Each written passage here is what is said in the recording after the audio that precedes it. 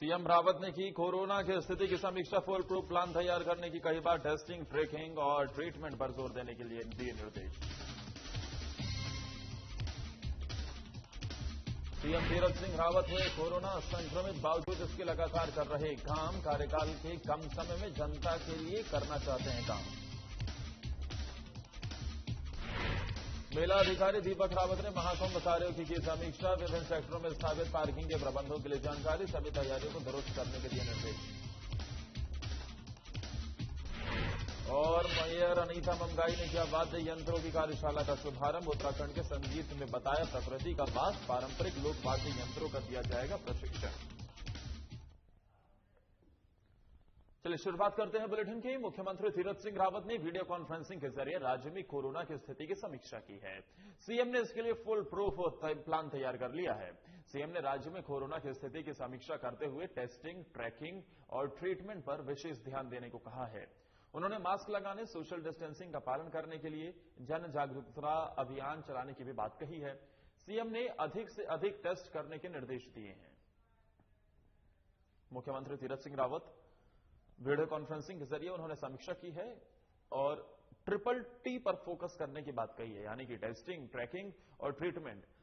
Testing को ज्यादा से ज्यादा बढ़ाया जाए और उसके साथ ही जो कोरोना संक्रमित के संपर्क में आ रहे हैं उसे ज्यादा से ज्यादा ट्रैक किया जाए। ट्रैकिंग में बिल्कुल भी कोताही न बरती जाए, जिससे यह पता चल सके कि आखिर कोरोना संक्रमण कहां से फैल रहा है।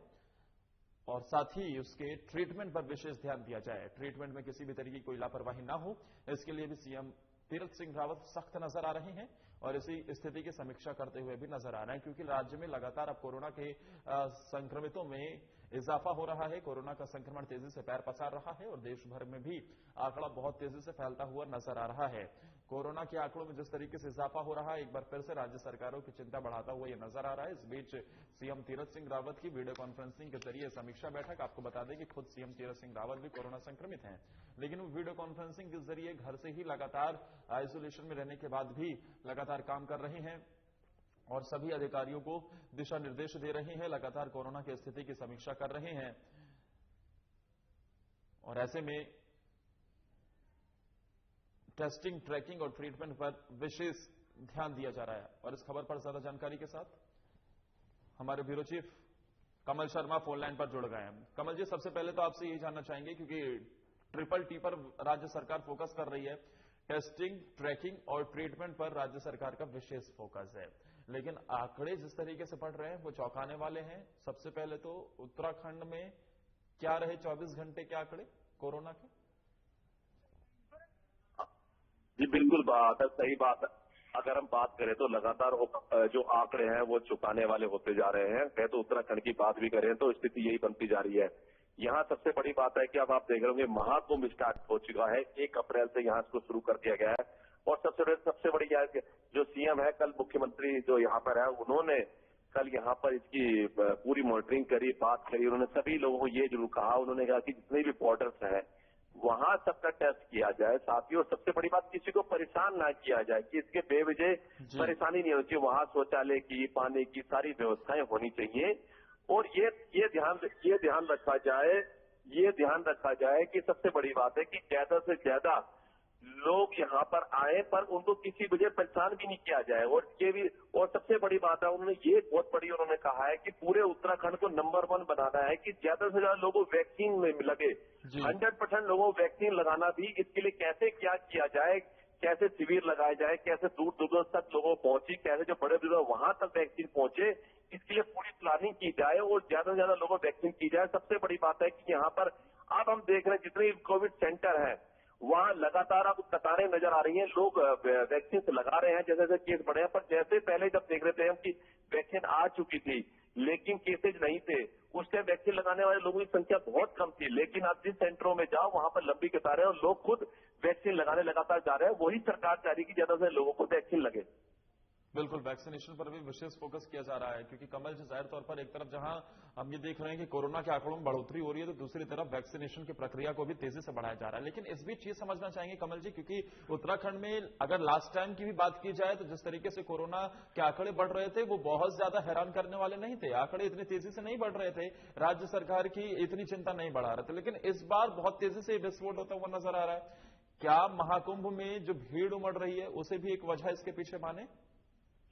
जी, बात आदत अगर बात करें तो अगर हम बात करें उधम सिंह, हरिद्वार और देहरादून, 3 एक ऐसे जिले हैं जहां थोड़े बहुत आंकड़े बढ़े। अगर पर्वतीय क्षेत्र की बात करें वहां भी वो स्थिति नहीं है। अगर देहरादून, हरिद्वार की बात करें लगभग 150-200 केस पर डे यहां पर आए हैं। पर सबसे बड़ी बात है कि सरकार यही प्रयास कर रही है कि कोई उल्लंघन ना करे, विशेष ध्यान रखा जाए, कोरोना के केसेस ना ज्यादा से ज्यादा बढ़े। इसलिए सरकार तो जागरूक है, आम आदमी को भी जागरूक होना पड़ेगा, भीड़ बचाव से बचना, सोशल डिस्टेंस पालना पड़ेगा। और सरकार सबसे बड़ी बात यही कह रही है कि इस कोरोना को हमें रोकना है तो हमें वैक्सीन हर आदमी तक पहुंचे। और उन्होंने यही कहा है कि जो लोग पहले इंटरेस्ट नहीं लेते, लोग वैक्सीन नहीं लगा रहे थे, अब लगातार सब जो लोग वैक्सीन लगाए। और हम देख भी रहे कि लगातार जहाँ सेंटर है लगातार भीड़ बढ़ती जा रही है और लोग वैक्सीन भी लगा रहे हैं। तो कहीं ना कहीं सरकार का प्रयास है कि कोरोना कैसे रोका जाए, वैक्सीन के माध्यम से रोका जाए, जो इसकी सोशल डिस्टेंस उससे रोका जाए, लोग मास्क लगाए। तो उसके लिए सरकार एक तरह से लगातार एक प्रचार प्रसार भी कर रही है कि लोग इससे बच सके। और सरकार अधिकारी को भी यही कह रही है किसी को परेशान न किया जाए, पर लोग टेस्ट कराएं, आराम से कराएं, पर किसी को बेवजह परेशान न किया जाए, ना किसी से कोई गलत व्यवहार किया जाए। बिल्कुल, इस पर भी विशेष फोकस रखा जा रहा है क्योंकि कमल जी लगातार आंकड़ों में इजाफा हो रहा है।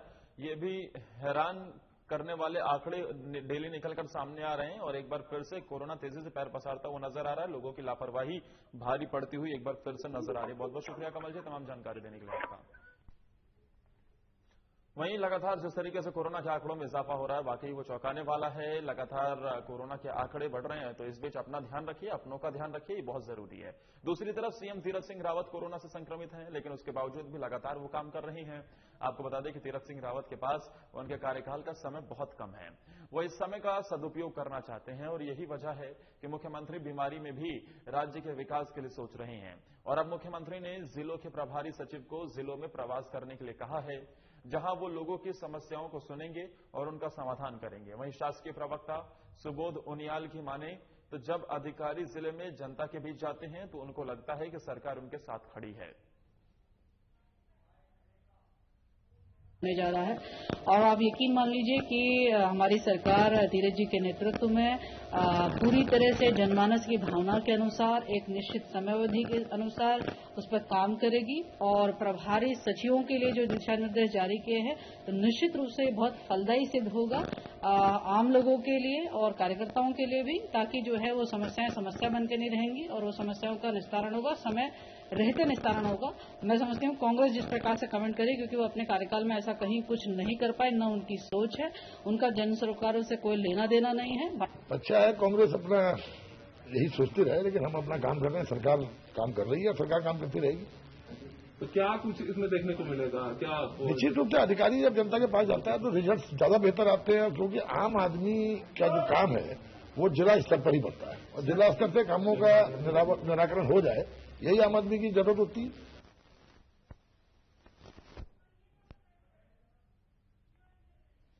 तो सीएम के पास इस कार्यकाल का बहुत कम वक्त बचा है, इसी को वो समझ भी रहे हैं और इसी को लेकर लगातार वो कदम उठा रही हैं। अब मुख्यमंत्री ने जिलों के प्रभारी सचिव को जिलों में प्रवास करने के लिए कहा है।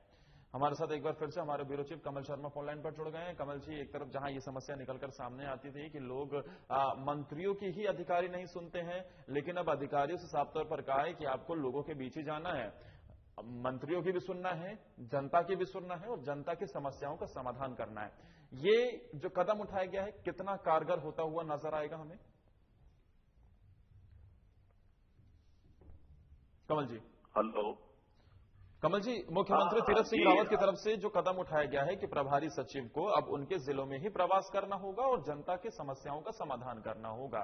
हमने देखा कि किस तरीके से पिछली अगर बात की जाए तो पूर्व मुख्यमंत्री के शासनकाल में किस तरीके से पूरा अधिकारियों नेताओं के बीच में और साथ ही मंत्रियों के बीच में और लोगों के बीच में भी एक स्थिति समन्वय वाली नहीं बनी थी। ऐसे में अब लोगों का जब अधिकारी ही जनता के बीच पहुंचेंगे तो उनके समस्याओं को कितना समाधान होता हुआ नजर आएगा, कितना कारगर ये कदम दिखेगा हमें आने वाले दिनों में?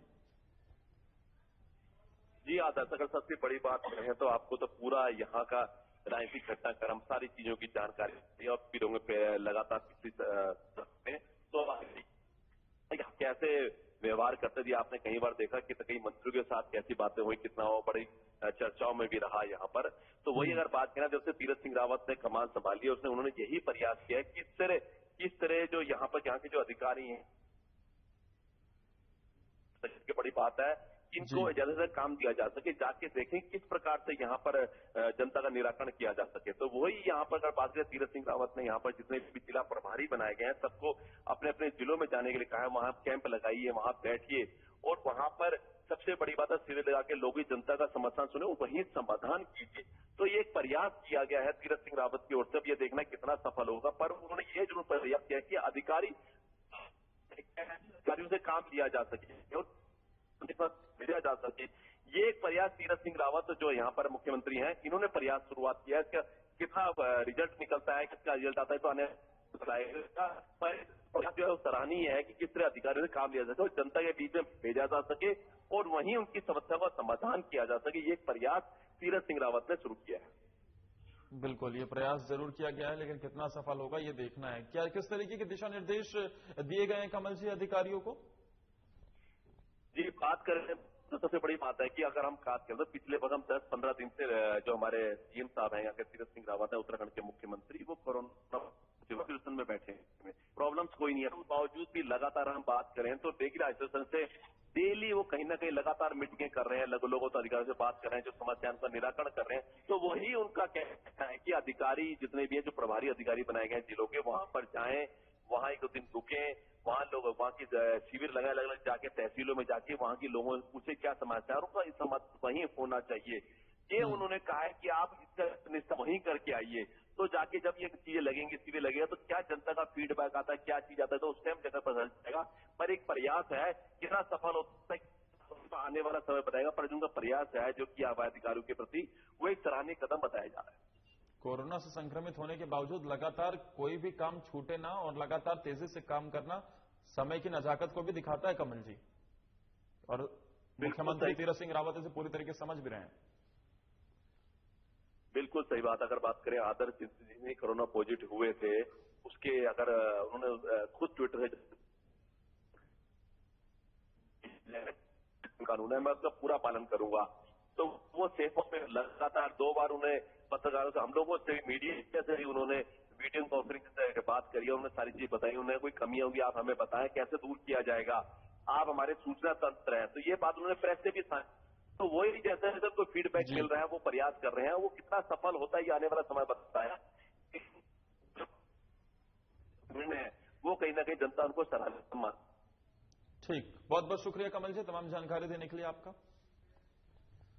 अब आगे बढ़ते हैं। हरिद्वार में मेला अधिकारी दीपक रावत ने महाकुंभ कार्यों की समीक्षा बैठक की है, जहां उन्होंने अन्य सेक्टरों में स्थापित पार्किंग में अब तक हुई प्रबंधों की जानकारी ली, जिसके बाद मेला अधिकारी ने गौरी शंकर क्षेत्र में पार्किंग में लाइटिंग की समस्या को लेकर संबंधित विभाग के अधिकारियों को अविलंब लाइटिंग के सभी इंतजाम करने के निर्देश दिए हैं। वहीं मेला अधिकारी ने कहा है कि कुंभ कार्यों को लेकर प्रतिदिन समीक्षा की जाएगी और कार्यदायी विभाग मैन पावर बढ़ाकर प्रत्येक पार्किंग में प्रकाश व्यवस्था यानी कि लाइटिंग की व्यवस्था, शौचालय, आंतरिक सड़कें और पथ प्रकाश व्यवस्था के इंतजाम हर हाल में जल्द से जल्द कराए जाएंगे।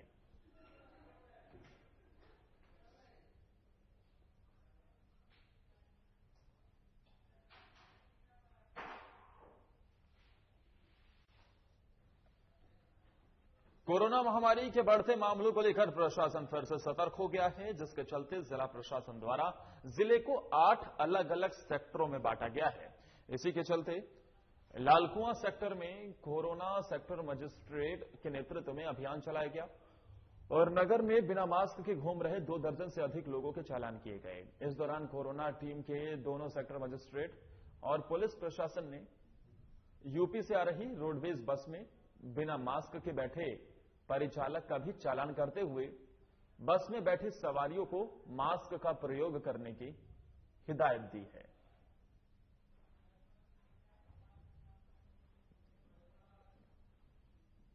आज शिक्षा अधिकारियों के दिशा निर्देशन में ये हमारी पुलिस विभाग को नगर पालिका की टीम गठित की गई है।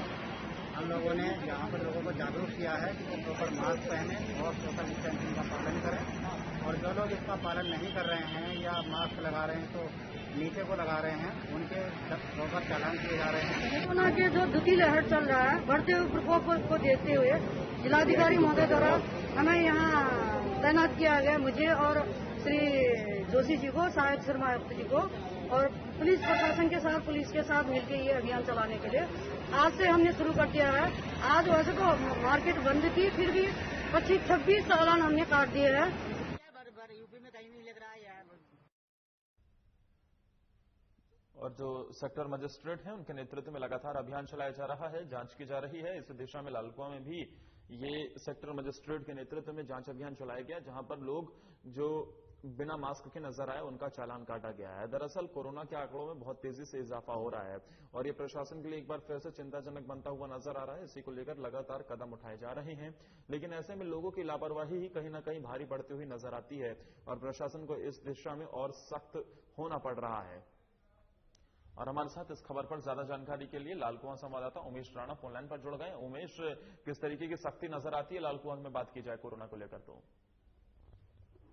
आदत जी बताइए उमेश। अब ये जो कोविड-19 के जो केस बढ़ते जा रहे हैं उसकी वजह से यहाँ पर जिला प्रशासन ने जिले को 8 सेक्टर में बांट दिया है, जिसमें एक सेक्टर लालकुआं भी है जी। यहाँ पर 2 मजिस्ट्रेट बनाए गए हैं, सेक्टर मजिस्ट्रेट राजू लंबियाल और कमल जोशी जी।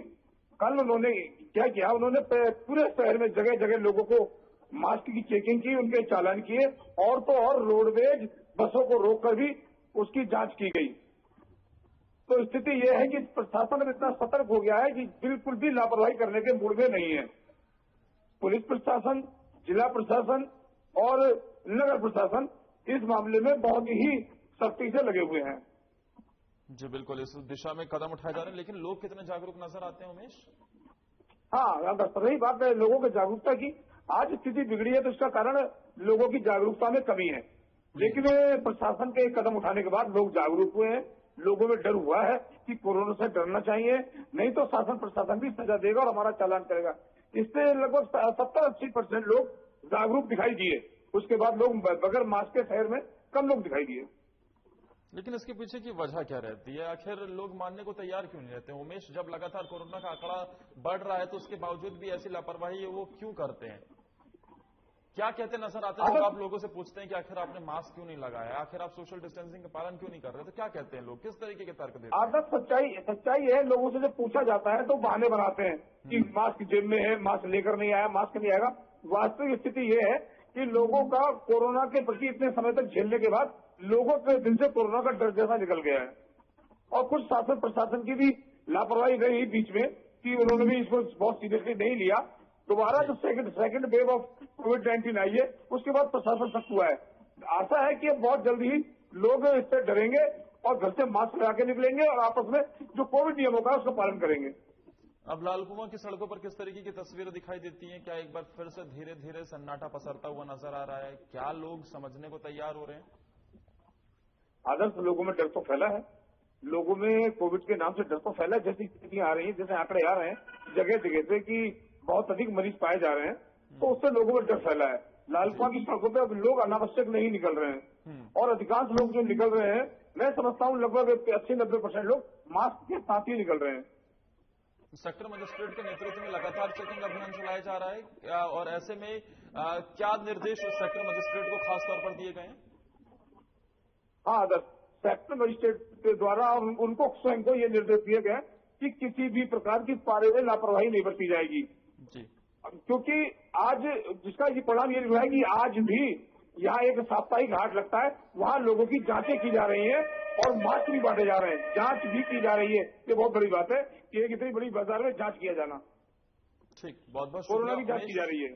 बहुत बहुत शुक्रिया आपका तमाम जानकारी देने के लिए। उधर रामनगर में कॉर्बेट नेशनल पार्क में इन दिनों कोरोना के नियमों की धज्जियां उड़ाई जा रही हैं। जहां एक तरफ देश में कोरोना ने दोबारा अपने पैर पसारने शुरू कर दिए हैं, तो वहीं दूसरी तरफ प्रशासन भी अलर्ट मोड पर आ गया है। दरअसल देश के कई राज्यों से आने वाले व्यक्तियों की कोरोना रिपोर्ट नेगेटिव दिखाने पर ही अब जिम कॉर्बेट नेशनल पार्क में एंट्री मिल रही है। वहीं उत्तराखंड में एंट्री मिलने की गाइडलाइन भी सरकार ने जारी कर दी है, लेकिन कॉर्बेट नेशनल पार्क कोरोना में धज्जियां नियमों की उड़ती हुई नजर आ रही हैं और गाइड, टूरिस्ट और कॉर्बेट के अधिकारी कर्मचारी इन नियमों के धज्जियां उड़ाते हुए ही साफ नजर आ रहे हैं। ये लाल घेरे में जो हम आपको दिखा रहे हैं किस तरीके के ये अधिकारी हैं, तो कोई जिम कॉर्बेट नेशनल पार्क के अंदर का कर्मचारी है तो कोई टूरिस्ट है। जिनके चेहरे पर मास्क नहीं है और कोरोना के नियमों का उल्लंघन हो रहा है। देखिए, जो कॉर्बेट टाइगर रिजर्व में जो पर्यटन गतिविधियां हैं वो हमारे एनटीसीए, गवर्नमेंट ऑफ इंडिया और राज्य सरकार के जो भी गाइडलाइंस है कोविड के बारे में, उसके अनुसार ही संचालित की जा रही है।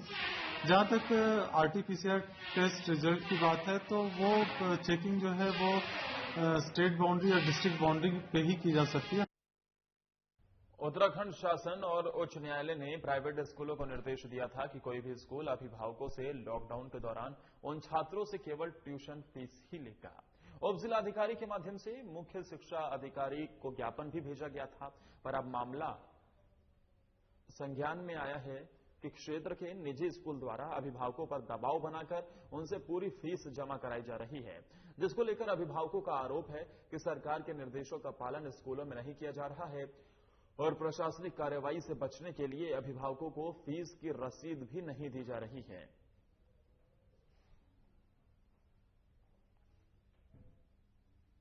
जिलाधिकारी महोदय के माध्यम से मुख्य शिक्षा अधिकारी महोदय को एक पत्र भेजा है, जिसमें सितारगंज क्षेत्र के निजी विद्यालयों की उत्तराखंड सरकार के निर्देशों का उल्लंघन व लॉकडाउन के दौरान ट्यूशन फीस में बाकी की फीस को समायोजित करके जबरन अभिभावकों से दबाव बनाकर फीस वसूलने का काम किया जा रहा है। आज हमने ज्ञापन के माध्यम से मांग की है कि प्राइवेट स्कूलों की बेवजह की मनमानी को बंद किया जाए और सही मायने में उत्तराखंड शासन और माननीय उच्च न्यायालय के आदेशों का पालन किया।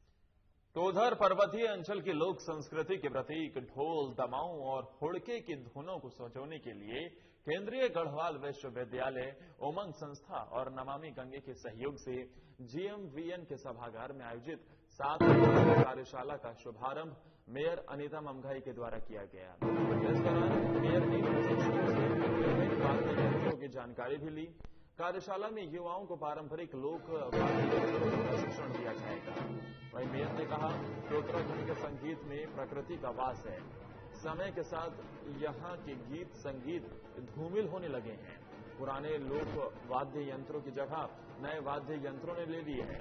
इसके चलते युवा पीढ़ी अपने पारंपरिक वाद्य यंत्रों से दूर होती जा रही है।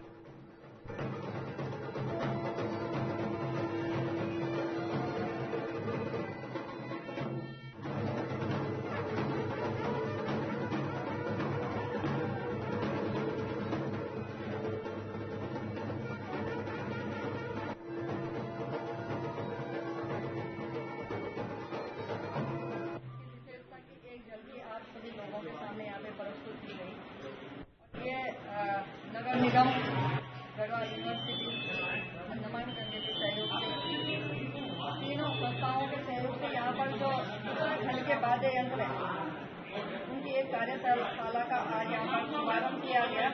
जो विलुप्त होती अपनी जो संस्कृति है और अपने जो वाद्य यंत्रों विलुप्त हो रहे हैं, तो नई पीढ़ी को हम कैसे उसको बताएं, कैसे वो संभाल के रखें, सजा के रखें इस धरोहर को।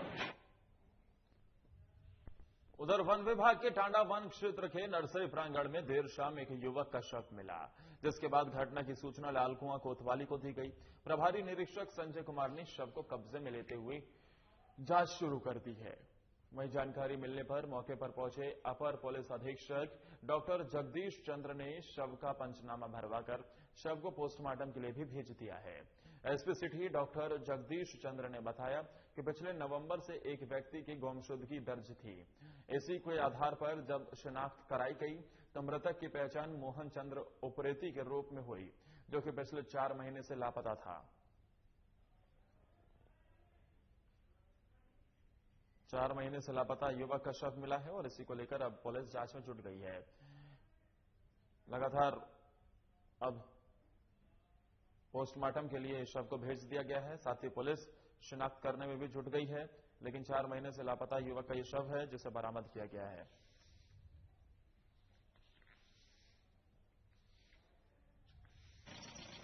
सूचना पे पुलिस तत्काल मौके पर पहुंची है। कोतवाल अपनी टीम के साथ वहां पहुंचे थे। उस शव का निरीक्षण किया गया, उसका हुलिया पता किया गया। तो ये शव काफी पुराना लग रहा है और काफी समय गला हुआ है। इसके निरीक्षण करने के बाद इसके कपड़े के हुलिये और जो अन्य जो पहचान है उसको नोट किया गया है। इन पहचान के चिन्हों के आधार पर इस सबकी शिनाख्त की जाएगी। फिलहाल पुलिस के द्वारा सबको कब्जे में लेने के बाद